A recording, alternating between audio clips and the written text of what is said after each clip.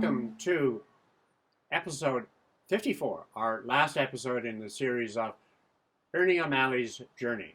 This time it is released to begin life over again in July 1924. So where is my father, General Ernie O'Malley, at this time? He's been in jail since he was captured in November 1922. He's gone through a hunger strike. He's recovered. He's still on a poor medical condition, but he's able to walk, and he's looking forward to being released if and when that opportunity occurs. So we'll go back to how he ends The Singing Flame with his final session and reflections. Some of us decided to crawl from our huts one night, advance to the barbed wire, cut it, and then worm our way through. It seemed impossible, as we would have to advance very slowly and in succession. But there did not seem to be any other means of escape. We waited for a dark night. Suddenly, in July, the Free State decided to release prisoners. We saw a batch of tall, lithe carrymen march away. Releases continued, but the senior officers remained. Soon there were about 100 left. Our numbers lessened daily until there were 40. Then men were released in twos. The enemy could not be gracious, even after 2 years of imprisonment, and we cursed them heartily as we waited. They wanted to avoid an organized welcome for the prisoners. That could mean that they were losing ground. Sean Russell and I were the last to visit the office, and together we made our way to Kildare Station, where we found Jerry Boland, Billy Pinkerton, Tom Derrick, and others. We laughed as we eyed our clothes. It was easy to pick our men out on the platform. People looked at us timorously. A few came to shake our hands. As the last train puffed into the shout of, "Here she is!" Later our group of officers reached the Kingsbridge station in Dublin, where after many firm hand grips, we, who had beaten in the fight, who had withstood the jail war, parted to take up threads of inscrutable destiny, some to begin life over again. What a beautiful way to end a book, a journey. And I mean, we've now gone through 2 of my father's books, On Another Man's Wound and The Singing Flame. I just want to have some reflections on both books and on what people have said about them. We saw in On Another Man's Wound, and it's often been said by others, that how lyrical and poetic and romantic some of the stories. There's the lyrical quality that he was able to tell in this story. Loads of references to folklore. And much of this is missing from the second volume. But one of the remarkable things about the second volume is the last 20 or 30 pages. And I was wondering why they are so beautiful and thought-provoking and reflective. And in fact, when one looks at these 2 books together, one has to remember that they were written as one book. And, you know, you don't have 2 conclusions in a book. You only have one. And the conclusion to my father's memoir, written as a united book of 39 chapters, was, in fact, the conclusion which he writes in The Singing Flame. So any of you who have read a part of The Singing Flame, I do encourage you to go back and look at the entire volume, because the reflections in the prison time are really quite remarkable. Now, another thing that we have, as I reflected on both of these books, we see my father's life develop from 1916 through 1918 when he goes on a run.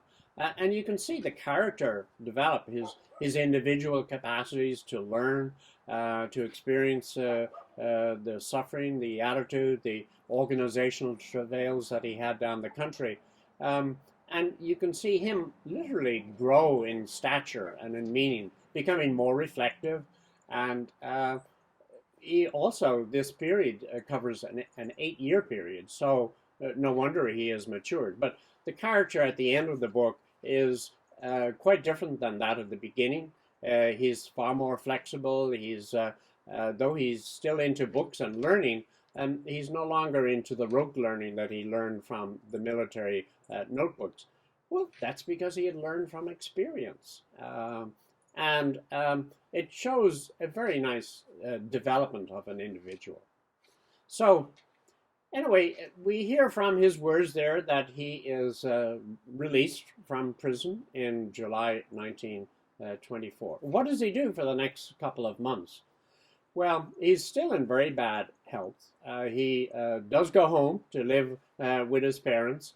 We know from notebooks and comments from his siblings that one day he just came home, sat at the dining room table in the usual position, was relatively quiet, and went up to his own bedroom after dinner.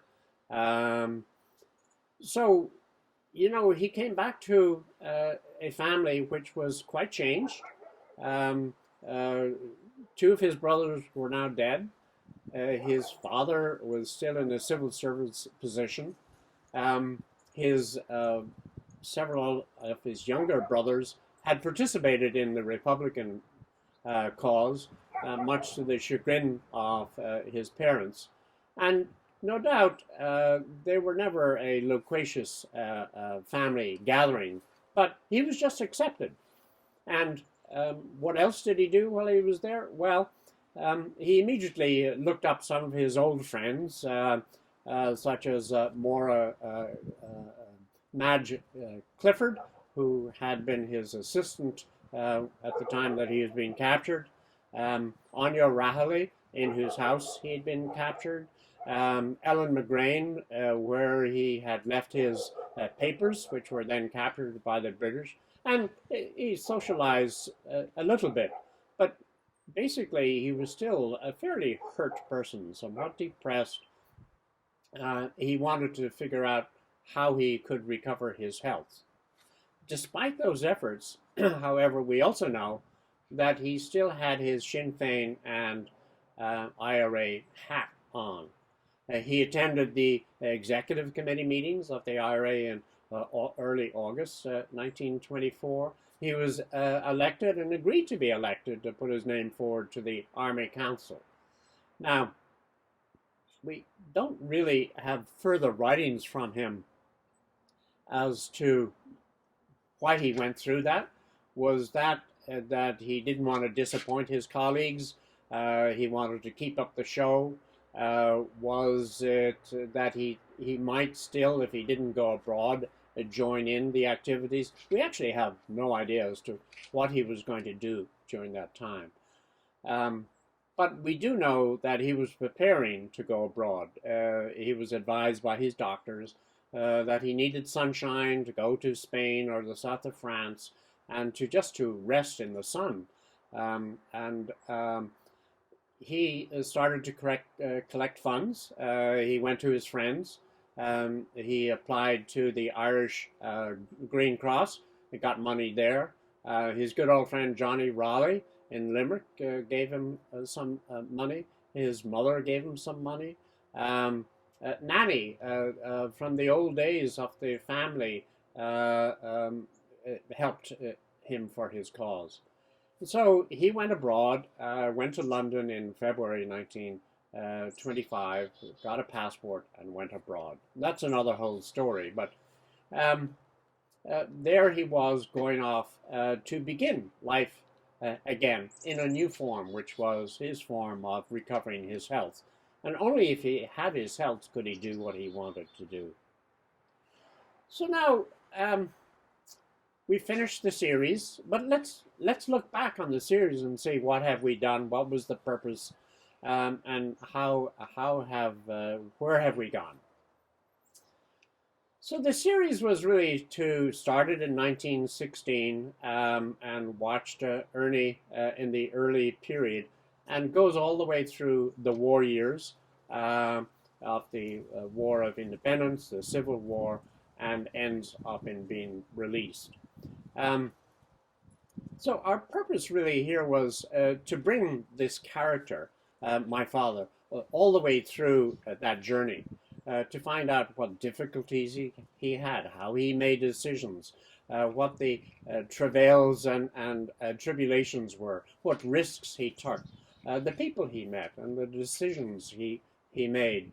Um, we wanted to um, explore his Ireland as he saw it, and also to bring to life the textual context in which he had written so beautifully about his actual experience in his two books. So the series, in fact, starts off with the attacks on the Royal Irish Constabulary Barracks in Monaghan, in Tipperary, and then in Cork. Um, he ends up then being captured and tortured. A very exciting period in Dublin Castle. He's kicked out till Kilmainham Jail, Ireland's Bastille, and he managed to escape from Kilmainham. I mean, a remarkable feat. It's a short story all in itself. He then gets be promoted to be a general and officer in charge of the Second Southern Division. He works together with Liam Lynch in the First Southern Division. Um, then the Irish War of Independence come to an immediate stop in the truce. He doesn't understand what the truce is and what it's about, but he hears all of the rumors and he's very suspicious. The next big shock in his life is the treaty suddenly comes out, and there's an acceptance by the treaty delegation to accept a 26 county Ireland rather than a 32 county, and to require an oath of allegiance. And so we see Father react to that, attend to the Dáil debates, offer his resignation as an officer in the IRA, which is then refused. And then we sort of see what happens after the treaty is accepted. We see the split occurring in the Irish Republican Army, the headquarters and the commanders around the country. And there is a split between the pro-treaty and the anti-treaty. My father is definitely in the anti-treaty camp, and they start forming their own government and executive to try to see how they can effect their original purpose of a republic. Um, they take over the forecourts, and of course, this is dramatic news and quite an insult to the Free State. And of course, the British have their own view as to how that could occur. After that, of course, the Free State is forced to attack the forecourts, and my father is in charge of the forecourts and is forced to surrender the forecourts. And of course, in one of his Houdini type effects, he's not only surrenders, marches off to be put in a prison in a Jameson distillery, but manages to escape. You know, so here is Ernie escaping once again. But all of these theories, which we've tried to highlight in the series, are little episodes in themselves, which are again scenarios which are deeply rewarding to relate by me, but also to listen to. So then, having escaped from the Free State capture, he starts into and is appointed the Assistant Chief of Staff of the Irish Republican Army, working again with Liam Lynch. And we see what happens during that summer of 1922, when basically the Republican cause is not able to be supported. They don't have enough men on the ground and our armaments, and they get outmaneuvered by the Free State. And my father is eventually captured in November of that year. He's awaiting trial and execution, but guess what? He escapes again. Ironically enough, in this instance, because he's too weak to stand trial. He sort of resents that personally, and that's another whole story. He's still in jail. He's elected to the parliament, and he goes on a 41-day hunger strike, and he has a very slow recovery. So all of this we have in the 54 episodes try to give nuggets of insight. We have explored this period by having readings from both books and explore the context. And so my purpose was really to interpret and to explore and to provide from the archives of Ernie O'Malley, as well as other resources through newspapers, through newsreels, through headlines and posters and documents and photographs, to give a better feeling for the intimacy and the reaction of what my father had gone through over an 8-year period. The series was really intended to explore in a very personal way my father's literary heritage, and even though it is often said that losers are written out of history, with father's own writings, I think we could revise that to say that with his own publications, he had the last word, and that he was able to go on after prison to begin life over again. Thank you for joining me in this series.